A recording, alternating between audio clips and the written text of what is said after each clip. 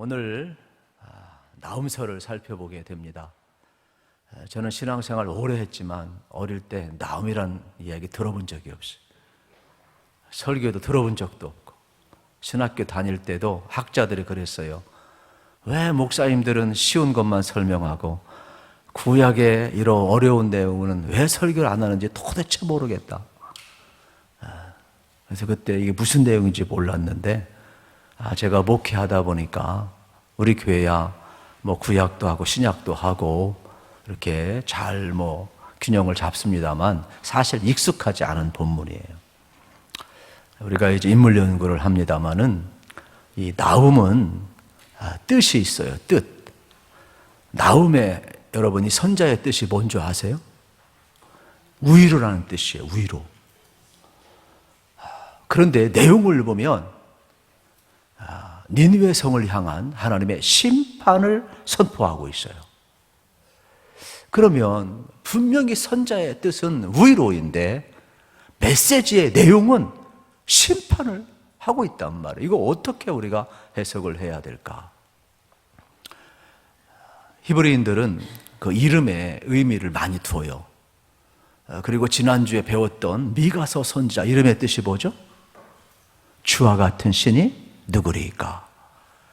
그러면서 정말로 불가능한 현실 속에서도 오직 하나님만이 여러분 하실 수 있음을 보여주었잖아요. 그런 것처럼 오늘 이 미가서도 마찬가지가 되겠죠. 이름을 통해서 우리에게 전달해주는 메시지가 아주 강합니다. 신약 성경에도 이런 내용이 되게 많이 나와요. 가버나움, 예수님이 가장 많이 활동하신 곳이 어디냐? 가버나움이에요. 그러면 가버라는 것은 이제 가파라는 단어인데 마을이라는 단어예요. 마을. 그러니까 가버나움. 그러니까 이게 무슨 의예요? 위로의 마을이라 이런 뜻. 위로의 마을. 여기 나훔과 가버나움 같은 거예요, 여러분. 그래서 예수님께서도 여러분 이렇게 모든 사역하는 곳곳에 가서 여러분 위로의 사역을 감당했음을 이제 보게 되는 것이죠. 우리는 그냥 넘어가지만은 그들의 용법에는 대단히 이름과 연결되는 메시지가 되게 많아요. 그리고 척하면 척 알아들어요. 우리는 설명을 해야 고개를 끄덕이든지 말든지 하는데 그들은 나훔 그러면 위로, 미가 그러면 여호와 같은 신이 누구인가 척척 알아들어 가지고서는 쉽게 이해를 하는 그러한 내용이 되겠습니다.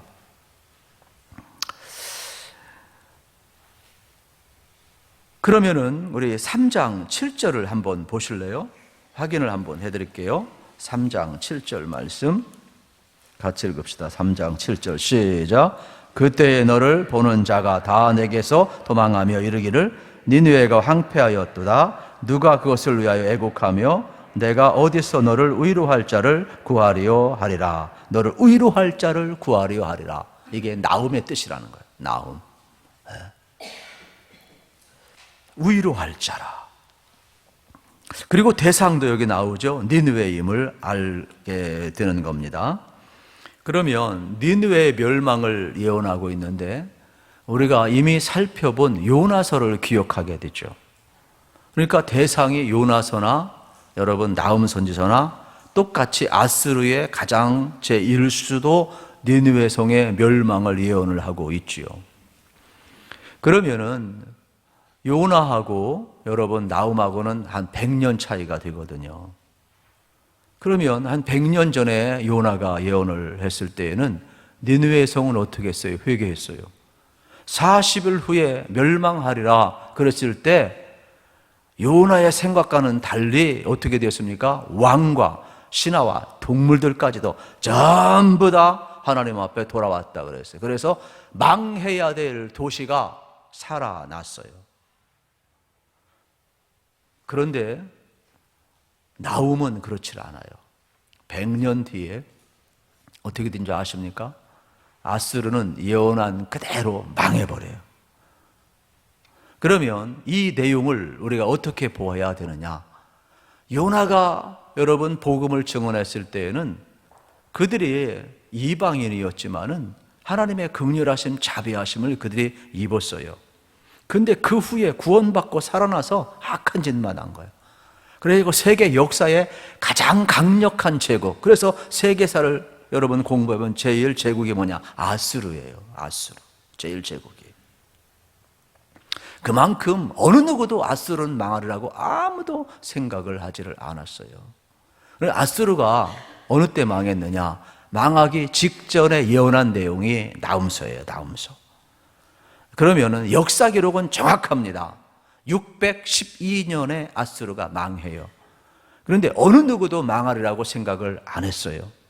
고고학자들에 의하면 여러분 묻혀졌던 이 아수르 도성이 드러나게 되는데 성이 30m가 넘어요. 높이가. 놀라지도 않아 그냥. 예? 여러분 그 당시 생각해봐요. 아파트 30층 쫙 올라갔다고 생각해보세요.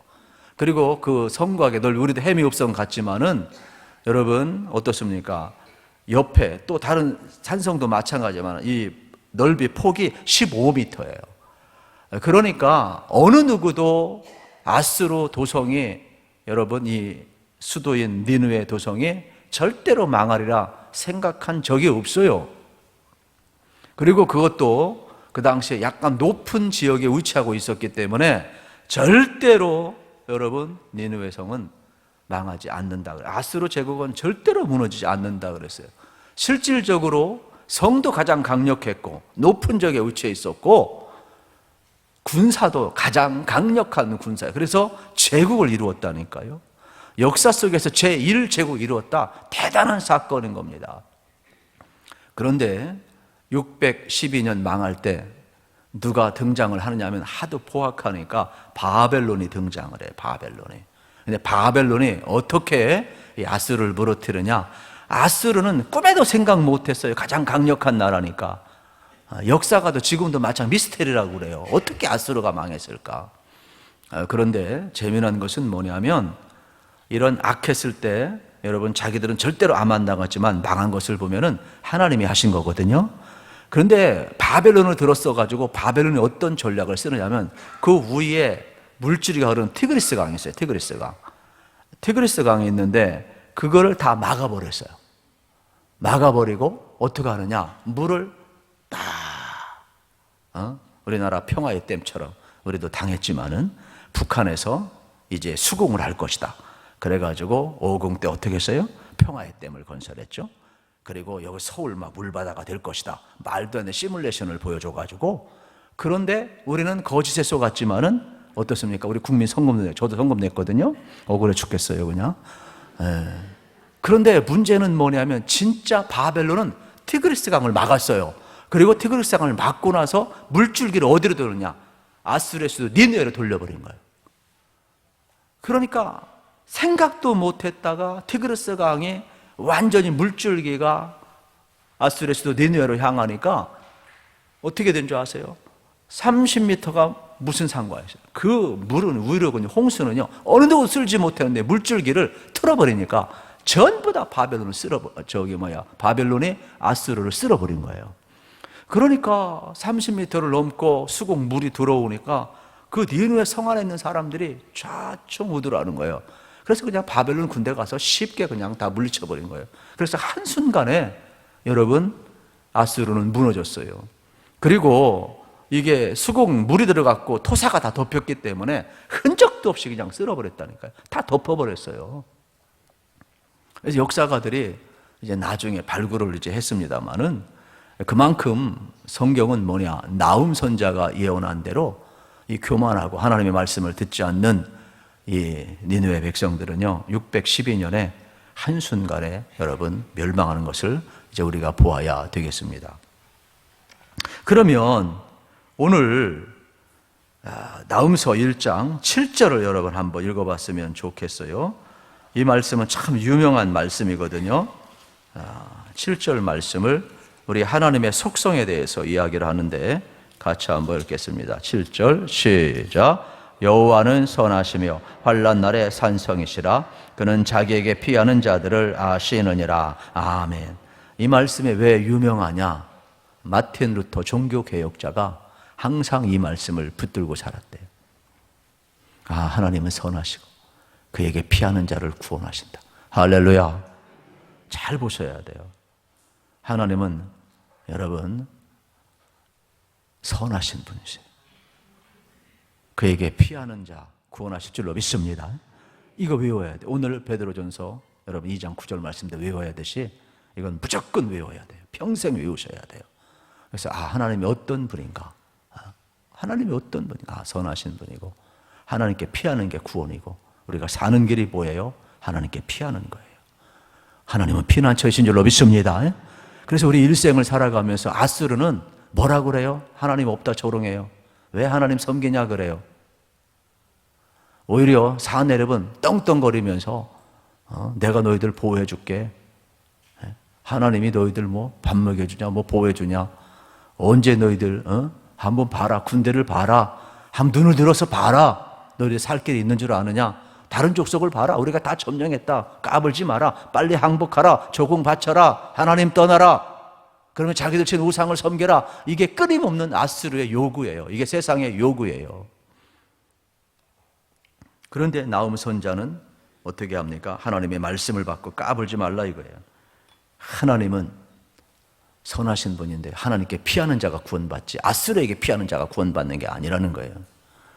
아수르는 망할 것이다.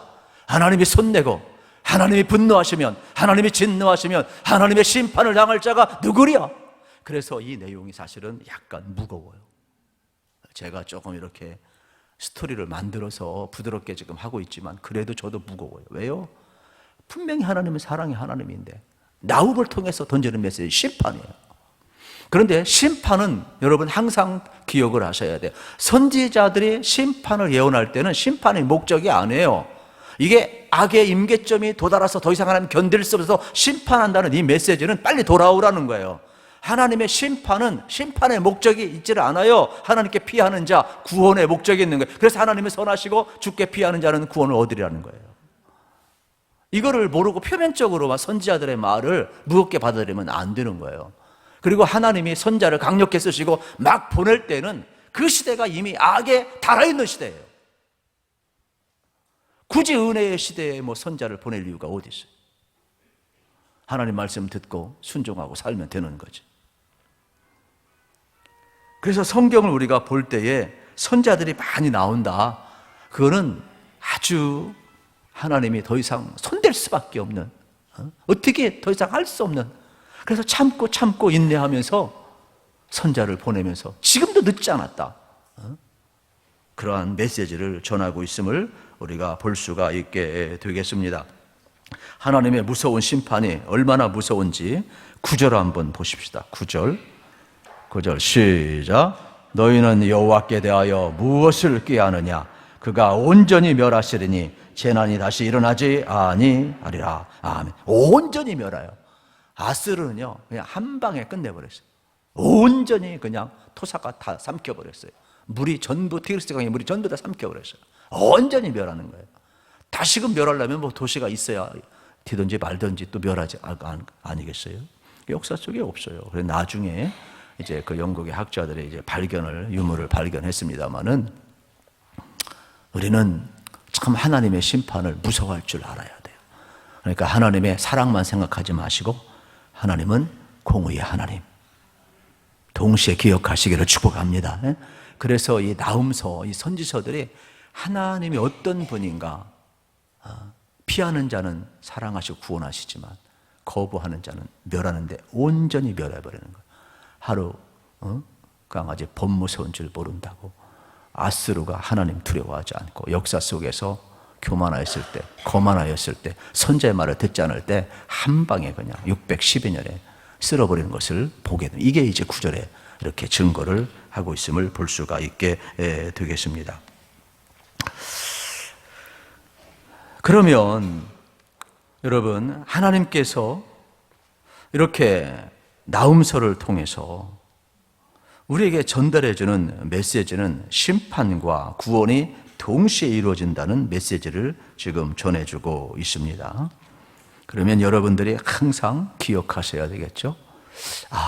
오늘 하나님의 말씀을 들으면서도 하나님은 나를 사랑하시니까 나의 죄를 다 용서해 줄 거야, 이렇게 생각하면 될까요? 안 될까요? 어떻게 알으셨어요? 우리는 그렇게 생각을 하거든요.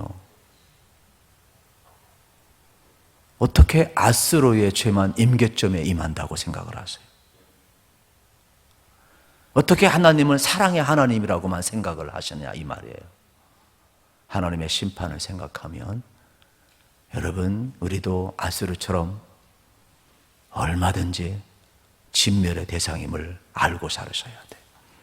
그래서 우리는 왜 7절 말씀을 하나님은 선하시니까 죄인 된 우리가 도피성에 피하듯이 예수님께 피하고 회개하면 여러분 우리를 건지시는 분이니까.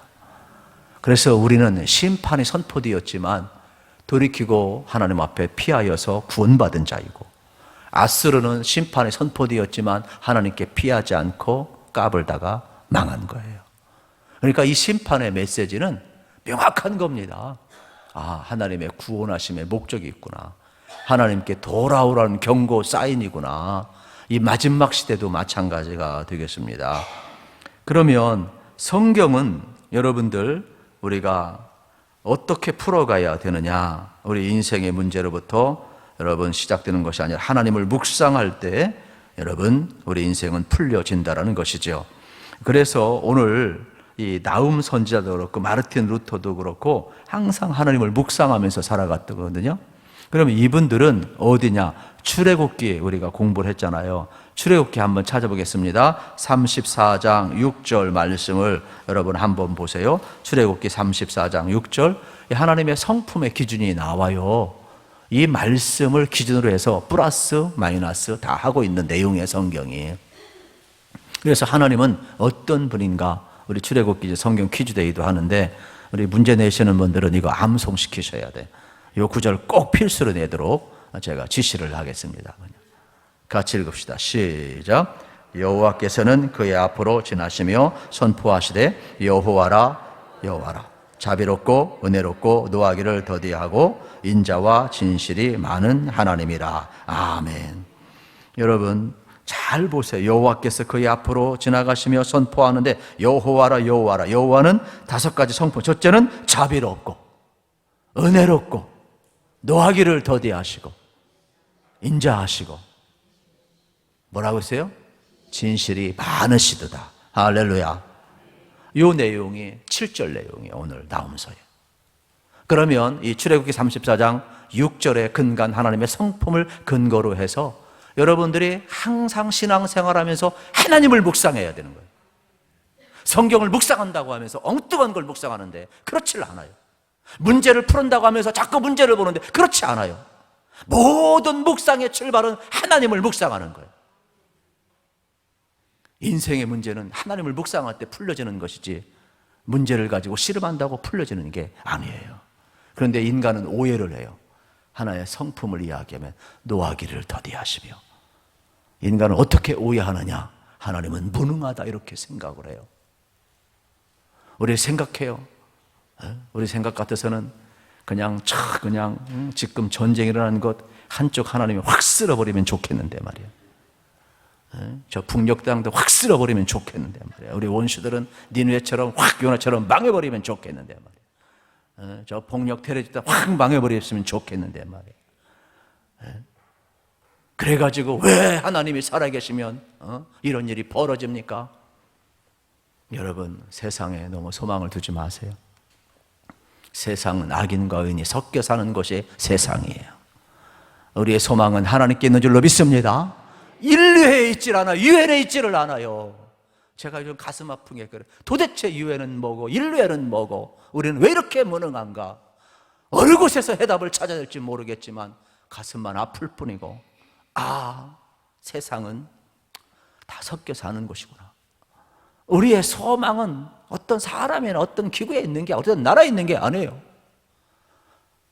하나님은 선하시고 그에게 피하는 자를 구원하심을 믿으시기를 축복합니다. 그래서 우리가 출애굽기 30장 6절이나 나홈서 1장 7절이나 여러분이 이것을 잘 기억을 하셔야 돼요. 그래서 베드로전서 2장 여러분 9절을 암송하셨잖아요. 암송 9절로. 또 오늘 13절까지지만 사실은 15절 읽어야 돼요. 그래서 나홈서의 주제는 7절과 15절이에요. 우리가 하나님께 피하고 구원받았으면 어떻게 하느냐? 다 되느냐? 아닌 거예요. 15절에 있는 말씀처럼 아름다운 소식을 전하는 발이 되어야 되는 거예요. 증인의 사명을 감당해요. 제사장나라의 사명을 감당해야 되는 거예요. 그래서 선지서의 모든 내용들은 이미 제가 요나서 할 때 말씀을 드렸어요. 우리가 여호와께 피하여 구원받았으면, 아브라함이 믿음으로 말미암아 여러분 믿음의 조상이 되었으면 어떻게 돼요? 복의 근원이 돼야 돼요. 다른 사람을 살리는 거여야 돼요. 요나는 어떻게 되었습니까? 니느웨로 가라가는데 다시스로 가버렸잖아요. 그건 아름다운 발걸음이 아닌 거예요. 복음 들고 산을 넘는 자의 이사야서 52장 7절의 말씀처럼 그게 아름다운 거예요. 그러니까 저도 그렇고 여러분도 그렇고 여호와께 피하여서 우리가 구원을 받았습니다. 이제 어떻게 살아가야? 제사장으로 살아가야 돼요. 증인으로 살아가야 돼요. 복의 근원이 돼야 돼요. 할렐루야. 여러분, 이것이 우리의 사명이에요. 그러니까 하나님 나라 가는 거예요. 이거 정립을 안 하고 살면 공허해요. 얼마나 공허한지 몰라요. 그래서 이 힘을 얻기 위해서 우리가 기도하고 예배도 드리고 하나님 앞에 나셔를 거룩한 도구로 드리는 거예요. 만약에 여기에서 놓치고 다른 것 한다면 금방 여러분들 인생 드라이하게 될 거예요.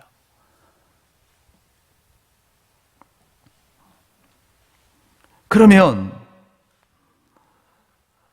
하나님은 노하기를 더디하신 이유를 베드로후서 3장 9절에서 자세히 설명을 하는데, 여러분 천천히 찾아보세요. 제가 읽을게요. 주의 약속은 어떤 사람들이 더디다고 생각하는 것까지 더딘 것이 아니라 오직 주께서는 너희를 대하여 오래 참으사 아무도 멸망하지 아니하고 다 회개하기에 이르기를 원하느니라. 할렐루야. 여러분, 주님의 인내는 노하기를 더디하시는 것은 무능이 아니라 모든 사람이 구원받기 원하시는 하나님의 사랑의 마음에 너희를 사랑하기 때문에 이거를 오해해서는 안 되는 거, 하나님의 성품을.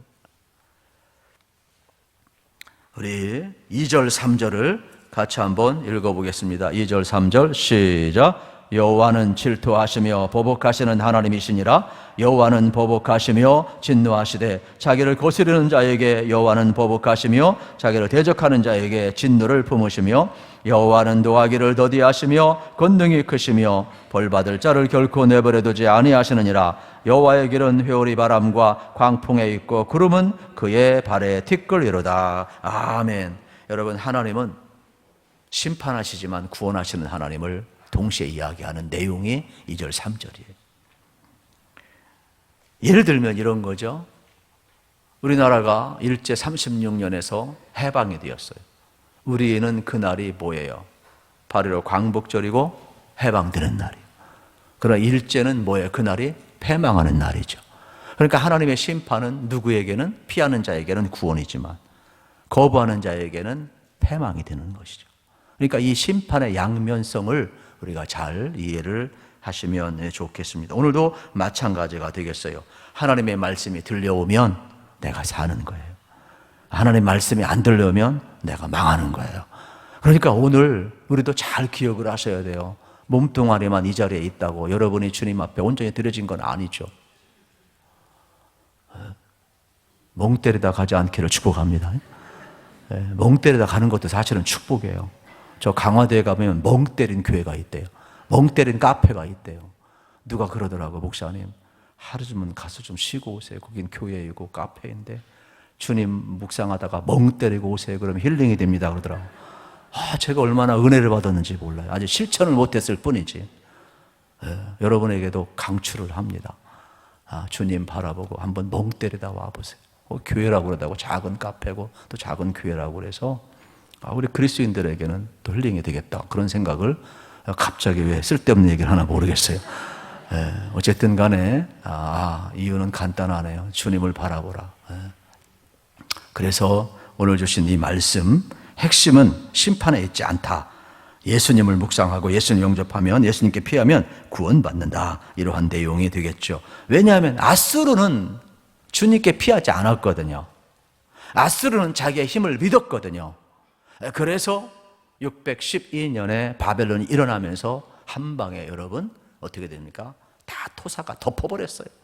그래서 역사가들은 도대체 이걸 이해를 못해요. 어떻게 이렇게 세계에서 가장 강력한 나라가 한순간에 망할 수 있을까? 우리는 다 알아요. 나음 선자 예언이 이루어진 것을 다 알아요. 하나님이 하신 것을 다 알아요. 그러니까 우리는 역사학자보다 더 똑똑한 사람들이에요. 우리는 성경을 갖고 있으니까. 할렐루야. 그래서 지금 이제 고고하게 발달되고 이런 것을 다 증명해내고 있습니다만은 대단한 내용이 되겠죠. 실질적으로 열왕기하 18장에 보게 되면은 이제 아수르의 사네립이 와가지고서는 포위를 해요. 그래서 열왕기하 18장 20절에 보게 되면은 뭐라고 이야기를 하느냐. 히스기야를 비롯해서 이스라엘 백성들을 향하여서 아주 교만한 말을 해요. 제가 읽어드릴게요. 내가 쌓을 만한 계교와 용력이 있다고 한다마는 이는 입에 붙은 말뿐이라 내가 이제 누구를 의리하고 나를 반역하느냐. 이 사네립 그 밑에 있는 랍사게가 막 뻥치는 거요. 히스기야를 비롯해가지고 니네들 빨리 항복하라. 누가 너희를 돕겠느냐. 이런 내용이 나와요. 천상천하 유아독전. 사네립이 기고만장하고 랍사게가 기고만장한 거예요. 심지어 열왕기하 18장 33절에 보면 하나님까지 조롱해요. 민족의 신들 중에 어느 한 신이 그의 땅을 아스루 왕의 손에서 건진 자가 있느냐. 참 여러분, 우리가 실수를 하더라도 절대로 하나님이 없다 하면 안 돼요. 하나님이 없다는 사람은 풀리시면의 바보 사람, 바보. 성경에도 보세요. 잠언서에 보세요. 어리석은 사람은 하나님이 없다 하느니라. 성경에도 나와 있어요. 성경에도. 그러니까 우리가 사내립처럼 랍사게처럼 까불면 안 돼요. 하나님은 그의 분노를 쏟는데 6절 같이 읽겠습니다. 시작. 누가 능히 그의 분노 앞에 서며 누가 능히 그의 진노를 감당하랴. 그의 진노가 불처럼 쏟아지니 그로 말미암아 바위들이 깨지는도다. 아멘. 하나님의 심판을 피할 자가 없다라는 거예요. 구원은 뭐라고 그래서 하나님께 피하고 의지하는 것이 구원이라고 그랬어요. 그래서 하나님께 피하면 하나님 우리의 산성이 되셔서 우리를 보호하시고 의지하는 자 구원받는다라고 분명히 말씀하고 있습니다. 저는 여러분들이 매 순간마다 하나님께 피하시기를 축복합니다. 그래서 하나님의 보호를 받기를 축복합니다. 힘드십니까? 어려우십니까? 주께 피하십시오. 주께 피하는 자는 하나님은 선하시기 때문에, 주님은 선하시기 때문에 피하는 자를 구원하신다 그랬어요. 7절을 다시 한번 읽을 필요가 있죠. 7절 시작. 여호와는 선하시며 환난 날에 산성이시라. 그는 자기에게 피하는 자를 아시느니라. 아멘. 믿습니까? 암송하시기를 축복합니다. 그래서 우리 삶에 있어서 참 암송구절 우리가 1년에 12개인데 12개만 해도 얼마나 힘이 드는지 몰라요. 기록된 말씀을 내 마음의 신비에 새겨, 영혼의 신비에 새겨보세요. 툭툭 튀어나올 때 얼마나 살아있는 말씀이 되는지 몰라요. 두 번째 메시지는 간단합니다. 그것은 뭐냐? 화평을 전하는 사명자가 되라. 이러한 메시지를 전하고 있습니다.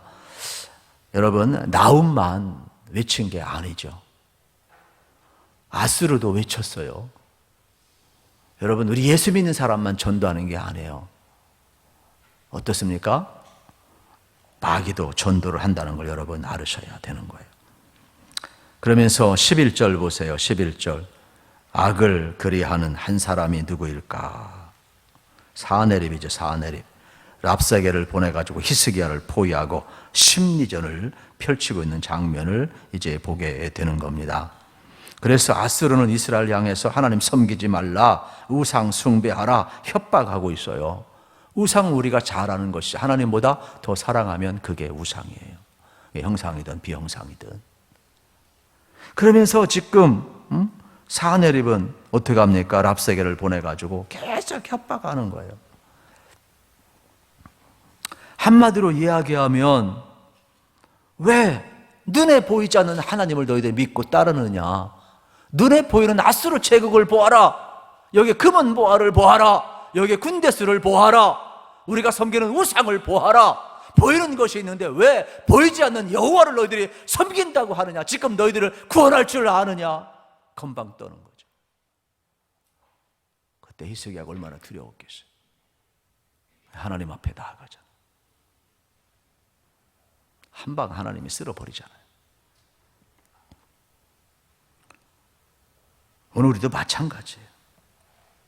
눈에 보이는 것, 재물 의지하고 싶고 숫자 의지하고 싶고 우상 따라가면 아수르처럼 순간은 좋을 수가 있지, 그러나 결국은 망하는 겁니다.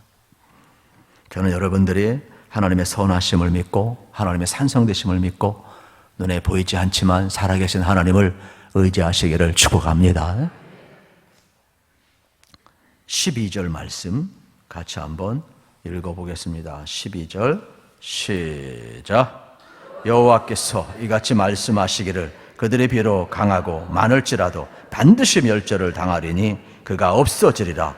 내가 전에 너를 괴롭혔으나 다시는 너를 괴롭히지 아니할 것이라. 아멘. 아수르가 강하지만 망한다는 것. 다시는 아수르 못 일어났습니다. 역사 속에서 사라져 버렸습니다. 우리 하나님이 이러신 분이에요. 하나님의 진노 심판을 피할 자 아무도 없습니다.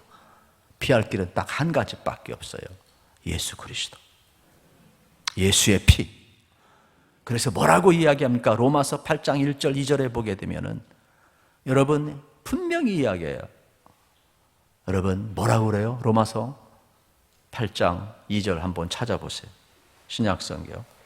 죄와 사망의 법에서 너를 해방하였음이라 분명히 말씀을 하잖아요. 그러니까 우리는 예수님 앞에 피해야 돼요. 로마서 8장 1절 2절 같이 읽겠습니다. 준비되셨죠? 시작. 그러므로 이제 그리스도 예수 안에 있는 자에게는 결코 정죄함이 없나니 이는 그리스도 예수 안에 있는 생명의 성령의 법이 죄와 사망의 법에서 너를 해방하였음이라. 아멘. 예수님께 피하는 것만이 죄와 사망의 법에서 벗어나는 거예요. 할렐루야. 예수님께 예수님은 선하시고 산성이시니까 피하는 자를 구원하시는 거예요. 예수의 피를 묻혀야만이. 그러니까 하나님의 말씀이 들려올 때 죄 때문에 망하는 건 아니에요. 여러분 우리가 아무리 거룩해도 우리 옛모습이 나와서 쓰러져요. 그러나 그때 어떻게 하느냐? 아수르처럼 에이 뭐 하나님이 뭐 어디 있어? 하나님이 또 있어도 뭐 그냥 사랑이 하나님이고 나 용서하시겠지. 그러면 죄의 추적을 당하는 거예요. 그러나 나를 저 복종시키고 회개하면 어떻게 될까요? 하나님이 여러분을 어떻게 하시면 죄와 사망의 법에서 벗어나게 하시고, 그래서 성령을 주시는 거예요. 말씀을 주시는 거예요. 그래서 선지서를 주는 거예요. 여러분 하나님의 말씀을 들을 때 꼭 기억하세요. 하나님의 말씀이 내게 들려오면 그것이 위로가 되든 아픔이 되든 축복이에요. 이게 위로가 되도 축복이지만 책망이 되도 축복이에요. 왜요? 나를 살리는 거니까. 선자의 기능이 뭐예요? 책망하는 거예요. 왜요? 심판이 앞에 있다 이거예요. 모든 사람이 구원받기 원하시는 건 하나님의 뜻이지만은 심판이 앞에 있다는 거예요. 그래서 아직도 늦지 않았다. 아직도 늦지 않았다. 노하기를 더디하시고 어떻게 하는 거예요? 참으시는 하나님 돌아오라는 것이죠. 그러니까 우리도 마찬가지예요. 그래서 약간 해석의 차이가 있겠습니다만은 저는 하나님의 선하심을 믿는 사람이에요. 그래서 하나님께 피하면 어떤 것도 용서하시는 우리 하나님을 믿습니다. 그러면 하나님이 도와주셔요. 성령님을 도와주시고 그 길 걸어가지 않도록 힘을 주시는 거예요. 그래서 하나님이 거룩한 백성으로 살아가야 되는데 그 길은 뭐냐? 이제 계속해서 나옵니다만 15절이 되겠지요. 실질적으로 역사 기록에 보면 여러분 완전히 이제 무너졌다 그랬잖아요. 12절에 이 사내립은요 이제 신하들이 반란을 일으켜가지고 실질적으로 죽어요. 그리고 또 아들이 왕위를 또 잇게 되는데 그 제국도 망해버리고 말아요. 그러니까 자중질환이 일어나고 또 수공으로 또 망하고 하나님이 개입하는 것을 보면 막 순식간에 이루어져요. 순식간에 영원한 제국이. 그래서 역사학자들은 계속해서 비스테라 이야기하고 있음을 보게 되는 겁니다. 오늘 마귀의 세력들도 마찬가지예요. 기고만장하죠. 뭐 하나님이 어디 있느냐. 골리앗이 그러잖아요. 그런데 다윗은 뭐라고 그래요? 나는 내가 모독하는 만군의 여호와 이름으로 나간다라는 것이죠. 오늘도 마찬가지입니다. 오늘 새벽에도 우리가 배웠잖아요. 어제도 또 배우고. 복 있는 사람이 어떤 사람이에요? 하나님이 복되다는 사람 아닙니까? 그래서 우리가 어떻게 살아갑니까? 의롭게 살아가고. 여러분, 우리가 어떻게 살아갑니까? 충성되게 살아가고. 여러분, 우리가 어떻게 살아갑니까? 어떻게 살아간다고 그랬어요? 제가 기억이 안 나서 묻는 거예요. 세 가지 이야기 했잖아요. 그래서 여러분들, 우리의 삶의 자리가 정말로 하나님 기뻐하시는 여러분 충성된 자가 되라고 그랬잖아요. 성령님이 나를 먼저 도와주시네. 그냥 충성된 자가 될 때 복이 있다. 그래서 세상은 뭐라 그래? 의로운 자, 진실한 자, 충성된 자, 조롱하는 세상이잖아요. 그래, 있다 해도 우리는 하나님의 살아계심을 믿고 진짜 아브라함처럼 여러분들이 복의 근원이 되시기를 축복합니다. 그래서 성경은 이걸 이야기하는 거예요. 그래서 마지막 절 15절을 우리가 읽을 필요가 있게 되겠죠. 15절 같이 한번 읽겠습니다. 나음서 1장 15절 시작. 볼지어다 아름다운 소식을 알리고 화평을 전하는 자의 발이 산 위에 있도다. 유다야, 내가 절기를 지키고 내 소원을 갚을지어다. 악인이 진멸되었으니 그가 다시는 내 가운데로 통행하지 아니하리로다 하시니라. 아멘. 우리는 계속해서 화평의 복음을 전하는 아름다운 소식을 전해야 돼요. 이게 증인의 사명을 감당해야 되는 거예요. 여러분, 우리는 주님 오실 때까지 할렐루야. 여러분, 이 지역 마찬가지, 아파트도 마찬가지예요. 열방을 향해서도 마찬가지예요. 이것이 교회의 본질이고 우리의 사명이라. 이거 놓는 순간 이미 게임 끝난 거예요.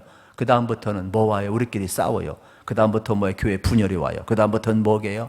망하는 거예요. 아수르처럼. 별거 없어요, 여러분. 니느웨 성도 망할 것 같지만 회개하면 살아났지만 악을 행하면 어떻게 돼요? 여호와의 선하심을 믿고 여호와께 피하지 아니하고 아름다운 발걸음을 갖지 아니하고 니느웨로 가지 아니하고 다시스로 가는 이러한 발걸음은 아름다운 발걸음이 아니에요. 우리 모두는 아름다운 소식을 전하는 증인의 사명을 감당하기 위해 존재하는 것이지 그 이상 그 이하도 아니라니까요. 그래서 우리 교회가 여러분이 복되길 원하면 진짜 아름다운 발이 되시기를 축복합니다. 여러분의 발걸음이 어디를 향해 복음 들고 가야 되는 것이죠. 이것을 지금 이야기하고 있음을 이제 보게 됩니다. 그때 13절 보세요. 하나님은 놀라운 축복을 우리에게 허락하시고 있어요. 13절 시작. 내가 지은 그의 몽해를 내가 깨트리고 내 결박을 끊으리로다. 아멘. 여러분, 하나님은 우리의 결박을 끊으십니다. 예수님은 우리의 결박을 끊으십니다. 성령은 우리의 결박을 끊으십니다. 그래서 여러분 믿으셔야 돼요. 우리가 죄와 사망의 유방에서 해방되었음을 믿으셔야 되는 거예요. 그리고 요한일서 3장 8절 하나님이 아들을 보내시고 나타내신 건 마귀의 일을 멸하려 함이라 말씀했어요. 누가복음 10장 19절에 보면 너희에게 뱀과 전갈을 밟으며 원수의 모든 능력을 제할 권능을 주었으니 너희를 해할 자가 결코 없으리라. 믿습니까? 그러므로 이 세상 떵떵거리는 것은요, 14절 말씀을 보세요. 하나님이 흔적도 없이 또 지운대요. 또 반복하고 14절 읽고 끝납시다. 14절 시작. 나 여호와가 내게 대하여 명령하였나니 내 이름이 다시는 전파되지 않을 것이라. 내가 내 신들의 집에서 새긴 우상과 부은 우상을 멸절하며 내 무덤을 준비하리니 이는 내가 쓸모없게 되었음이라. 아멘. 아스로 다 쓸모없게 되었어요. 다 폐허가 되었어요. 다 어떻게 됩니까? 이 티그리스 강의 물이 범람하여서 전부 다 덮어버려요. 말씀이 그대로 이루어졌어요. 이건 역사가 지금 고고학대 다 증명해 냈습니다, 여러분. 이미 결론 난 겁니다, 여러분. 그러면 오늘 우리는 어떻게 살아가야 되겠어요? 방법이 없습니다. 나음서의 핵심은 복음 전파자가 되라는 말씀이 되겠습니다. 우리는 복음을 전하는 아름다운 발이 되라고 말씀을 하고 있습니다. 그러므로 우리는 우리의 발걸음이 오늘도 어느 곳을 향하든지 간에 아름다운 발걸음이 될 수 있기를 우리 주님의 이름으로 축복합니다. 그때 하나님께서는 여러분을 통하여서 다시금 구원의 역사, 그래서 우리 하나님은 사랑의 하나님이시만 동의에 공의를 행하시는 하나님을 기억하시면서 여러분들이 다시 한번 복되게 살아가시고 사명자로 살아가시기를